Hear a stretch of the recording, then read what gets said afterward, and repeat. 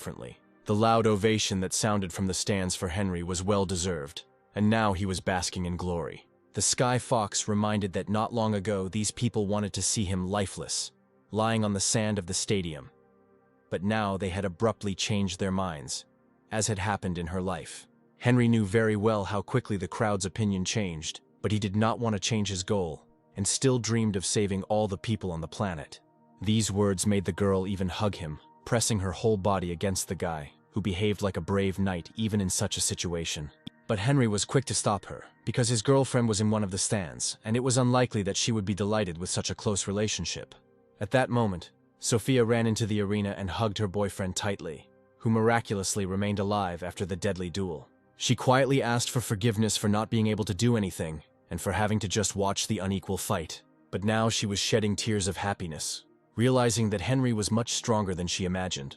Looking at this from afar, Agatha was glad that her efforts were not in vain, and she also contributed to this victory. She had secretly loved Henry for a long time, but she understood that his relationship with Sophia was serious, and there was no place for her in his life.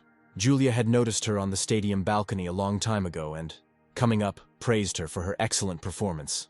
She then announced that, on behalf of the disciplinary committee, she was allowing Agatha to enroll in the cultivator faculty for free and take her long-awaited place in the group. But Agatha doubted whether a person without special talents would be able to learn cultivation, and whether it would ruin the academy's reputation. For this educational institution, not only talent was important, but also the values that Agatha had, because such people were valued at all times. The girl did not know how to thank Julia, because she acted from the bottom of her heart, without expecting a reward. However, Julia suddenly turned her attention to the young couple in the center of the training arena, who didn't notice her at all. Seeing Henry below, Julia said he was doing a great job, but Sophia was still superior in skill. In response, the guy, as usual, promised her that he would take first place in the ranking, and then she would change her mind. It seemed that the Sky Fox, who immediately liked this guy, had too many rivals, but she was ready to fight for the right to be next to him. She then turned to the immortal spirit, with whom they would now have to spend a lot of time together, since they were united by the common hall of heroic souls. With a sly smile, she recalled that in a past life, the spirit ran like a little dog after a goddess, when they were still ordinary people. In response, the old man asked not to mention her name, and not to interfere in something that was not his business, otherwise he would not be responsible for himself. It is not surprising that such a talkative girl lost the patronage of an influential person during her lifetime, who eventually made her an outcast. But the Heavenly Fox also had an answer, because she recalled how, during his life, the spirit confessed his love once, and even then managed to get rejected. It seemed that this girl knew more than she should have, and this was beginning to seriously irritate the spirit. A little more, and he would have finally snapped at her, although the girl continued to remind him of various facts from his past life. Finally, the spirit asked to stop this madness, and stop remembering moments from life that he wanted to forget.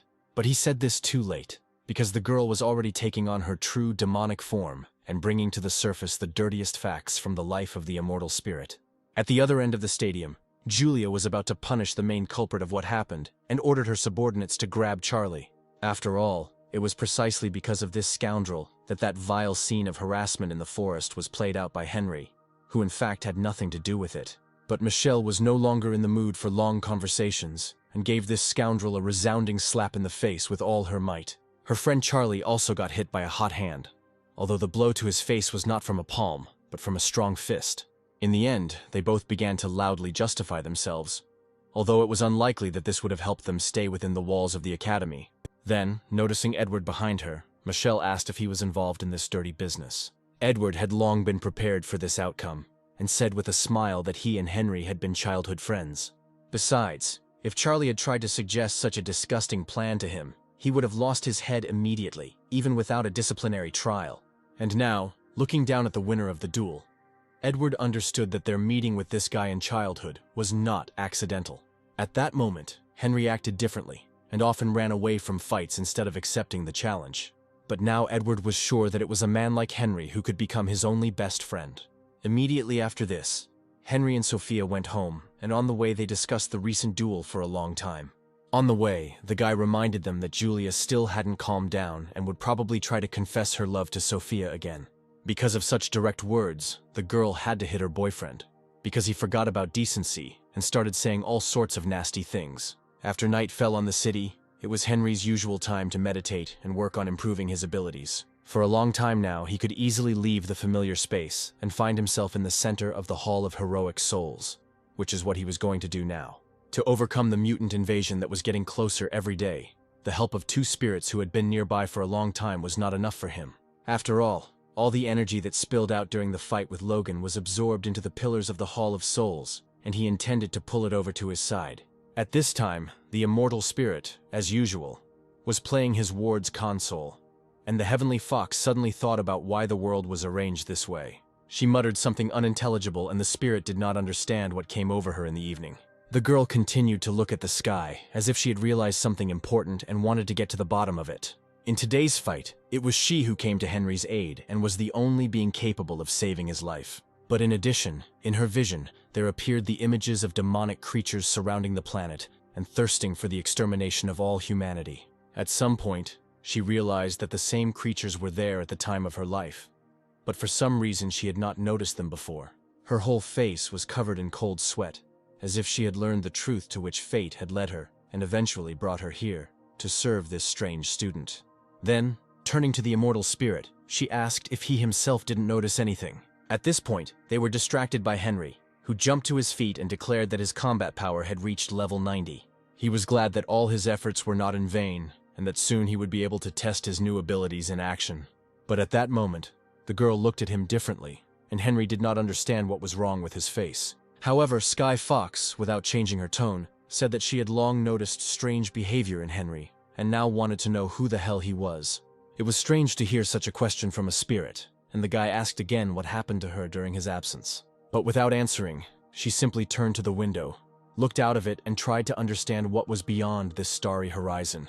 The next day, a terrible event occurred that marked the beginning of a new chapter in the life of the young alchemist. His classmate Agatha ran with all her might through the narrow alleys of the city, feeling that her pursuer was very close. Her fears were confirmed. A strange man in a hooded cloak appeared right above her, and the girl realized that her life was hanging by a thread. Putting his hand forward and uttering a spell, the stranger announced to Agatha that it was time for her to say goodbye to life. At the same time, Henry continued to meditate, almost reaching the highest level of knowledge. The Sky Fox watched her new charge closely, trying to unravel his secret. Using her magic, she tried to penetrate his mind to see what he was hiding inside. But the immortal spirit, using the magic of his magic sleeve, prevented her, surrounding the guy with a protective field. The girl was surprised. Wasn't the spirit himself interested in learning more about the past of his ward, who was clearly hiding something? However, the spirit replied that, having agreed to serve the young man, they were obliged to carry out all his orders and not to pry into his soul. Moreover, if Henry became the Heavenly Fox's puppet, she would be able to control not only him, but also the immortal spirit itself. Looking at her, the spirit understood that he least of all wanted such an outcome, because it was unknown what was hidden in her own soul. At that moment, the guy suddenly opened his eyes, realizing that the usual course of meditation was suddenly interrupted, but he did not understand why. It turned out that all the mana was depleted at the most inopportune moment, although he had been practicing increasing it all night long. Looking closely at the spirits, Henry asked if they were using any new magic that he didn't know about. Realizing that they had been leading him on all this time, he demanded that they both immediately return to the shower room, at which point the door to his room suddenly opened. The girl who came in asked him to look out the window so that he could see for himself how many people were eager to meet him. Sophia understood that now many companies would want to get such a valuable employee as her boyfriend, but she doubted that Henry himself wanted this. Realizing that they wouldn't leave him alone, the guy decided to personally go down and find out why they had come. It seemed that the Sky Fox's guesses were gradually being confirmed, because no student of his age could use so many talents and become a leader among the magicians so quickly. The spirit once again advised her to keep her thoughts to herself and to serve the young master as the heavenly law commanded. Meanwhile, Henry went outside and immediately saw in front of him a representative of a large company who first offered him a deal. He wasn't the only one the management sent to offer the guy a salary that no one else could offer. But Henry replied with a smile that he was not looking for a job now and thanked everyone for their attention. The parents also came out to the porch, hearing the noise outside and not understanding why so many people wanted to work with Henry. Sophia explained that after his last victory, Henry became a celebrity, and many companies would like to get their hands on such an alchemist. Meanwhile, Henry thanked everyone for the honor, but repeated once again that, in addition to work, he now has many other important things to do. He added that if he was allowed to work on a flexible schedule and offered a high salary, he would be ready to consider the offer later. Finally, after asking everyone to leave, Henry returned to his room in a completely different mood. Leaning against the wall, he realized that he had been dreaming about this moment his entire life. And now, finally, it had arrived. Now, without any influential support, he was ready to surpass everyone on his own. And for this, he did not need a rich father like Charlie. From behind the door, he heard the voices of his parents, who also considered him the most talented, and it was surprising that they realized this only now. His thoughts were interrupted by a phone call, and it was unclear who else so persistently wanted to talk to him. Picking up the phone, he heard Agatha's familiar voice and was glad that after everything she had still found the strength to contact him. However, the girl screamed into the phone that she had been attacked and begged the guy to urgently help her while she was still alive. An hour earlier, Edward had visited Charlie's father's estate, where the owner had been expecting him for a long time. This time, Edward was in a completely different mood and stated that the Immortal Control Bureau had already intervened in the investigation. Richard was no stranger to solving such problems, and he believed that the easiest way to do it was with a large bribe. However, the guy thought differently, because while the main witness in the case was alive, there was always the risk of setting himself up and getting into trouble. Understanding his hint, Richard immediately gave the order to kill Agatha, and his subordinates immediately set off to carry out the task. Finally, when the man was about to leave, the subordinate asked him what to do with that guy. In response, Richard warned that none of his family members should ever encounter Henry again, as this guy could surpass even the greatest magicians in the future. But it was clear from Edward's face that he categorically disagreed with this, considering himself to be the best magician. As he was leaving, he dropped a mysterious phrase about how geniuses can only be killed by geniuses like themselves, and this fight was soon to take place. It was at that very moment that Agatha was running with a phone in her hands through deserted alleys and loudly asking Henry to hurry to her aid before it was too late. But immediately after that, the same unknown person in the hood who had carried out the attack appeared to her right. It is difficult to imagine what the girl felt when she was suddenly attacked by the High Monk, who had not been noticed in such matters before. But in response, he stated that in his eyes, all other people were just worthless people who were easier to get rid of. After these words, she dropped the phone and Henry heard with his own ears the confession of the Supreme Monk, which exposed the entire Dark Clan. Immediately after that, he loudly called out to the Sky Fox to help him get to the scene as quickly as possible. Only she could understand where Agatha was now, because the connection with her had not yet been broken and her location could be calculated. As always, the immortal spirit said that the guy was wasting magic on trifles again. But Henry didn't think that saving a person's life was a futile exercise. Besides, he wanted to use the powers of both his spirits at once to get there faster and save the girl. It actually helped, because he soon found himself near the place where Agatha had recently been attacked. Once there, for some time he did not understand where to run and where to look for Agatha. But then he saw someone's body in the distance and immediately understood who he had noticed near this abandoned construction site. But, approaching Agatha, he saw something that made his heart stop, because the girl called him too late. And although her eyes were still open, the guy could not understand whether she was alive or not. Running up to her, Henry tried to shout to the girl, unable to believe that she was already dead. First, he tried to use his healing magic, although of course he should have done it if he had arrived at least 5 minutes earlier. At some point, the immortal spirit put his hand on his shoulder and said that the guy would have to come to terms with his loss. But Henry thought that, as the best alchemist of all time, the spirit should know a way to heal her with his ingenious potion. But every power has its limits, and no matter how much he wanted it, the spirit could not help her in any way. Then he immediately asked to use the 9 moons technique. But the Heavenly Fox replied that she could only turn a real attack into an illusion, and could not resurrect the dead. Loudly slamming his fist on the ground, the boy realized that his enemies were gradually putting their most terrible plans into action. It was hard for him to accept that no matter how hard he tried, fate was still stronger, and he could not do what he was reborn for a second time. After all, in exactly the same way, in his past life, he stood over Sophia's body and saw her die, but he could do nothing. At that moment, a familiar male voice suddenly rang out, and it became clear that Agatha's killer was somewhere nearby. The same High Monk who killed the girl looked straight at them with an evil smile. "You had to be very brave to come here, because another second and Henry would have torn this scoundrel to pieces." Without a second's hesitation, the boy rushed at him, not thinking that the monk might be even stronger than Henry.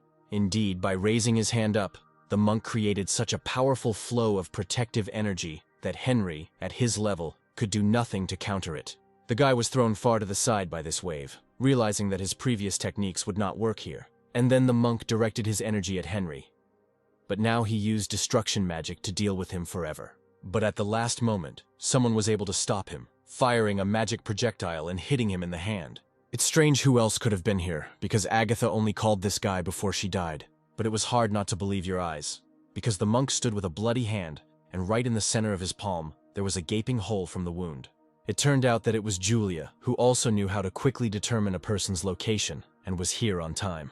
Realizing that he had a rival, the monk declared that the girl was playing with fire if she wanted to resist his power. But with a warrior like Henry, she was no longer afraid of anything, especially since her strength was also enough for such a fight. The monk himself understood this, and the next second he threw himself down from the roof of the building, deciding that escape was the best way out. And the young people could only watch as this creature fell, but to their surprise, it seemed to dissolve into thin air. It was impossible to let him get away, because his next target could be one of them, and he had to be punished. Suddenly, Michelle appeared behind them, sensing the danger and being one of the first to fight anyone. Seeing her in the distance, Julia explained that she had come here herself a minute ago and, fortunately, had managed to save the life of a well-known freshman. Henry, after thinking for a moment, realized that Richard's family was most likely behind the attack on Agatha, since only such scoundrels could cover their tracks so cruelly. If the guy had evidence, it would have been better to tell Michelle about it right away, so that she could present it in court. But such people used dirty methods from the very beginning, and certainly left no evidence. Turning in the other direction, the girl said that she would immediately go to the academy and personally interrogate the nasty puppy Charlie. If necessary, she was even ready to torture this bastard, because of whom there had been so many problems lately. Of course, Julia wanted to go with her, but she warned that the girl was still too young for such scenes. And then, handing over a note with Agatha's address, Michelle asked the boy to do what he had to do in response to the kindness of the murdered student. The guy understood that he would have to tell her mother everything and see tears in her eyes. Although Julia did not like Agatha during her life, now her attitude towards the girl has changed dramatically. She agreed to go to her parents' house with Henry to at least help the guy a little through this difficult scene. When the police arrived, Michelle immediately showed them her ID so that the inspector would not have any unnecessary questions. After this, the young men went to the girl's parents' house, placing her body on the back seat. Julia understood that the guy had not yet had time to recover from the fight before he had to endure another blow. Surely, if they had managed to bring the matter to an end, they would not have left the guy alone, and he would have found himself in the place of the unfortunate woman. The girl only hoped that after this terrible crime, everyone who participated in it would answer for their actions. Henry doubted until the last moment, thinking that if he did not take up the matter himself, the guilty parties would not end up in prison. Finally, they arrived at the house of a woman who was about to receive terrible news. The woman, whose name was Sarah, was not expecting guests and did not understand why these students had come to see her. Then, realizing that the guy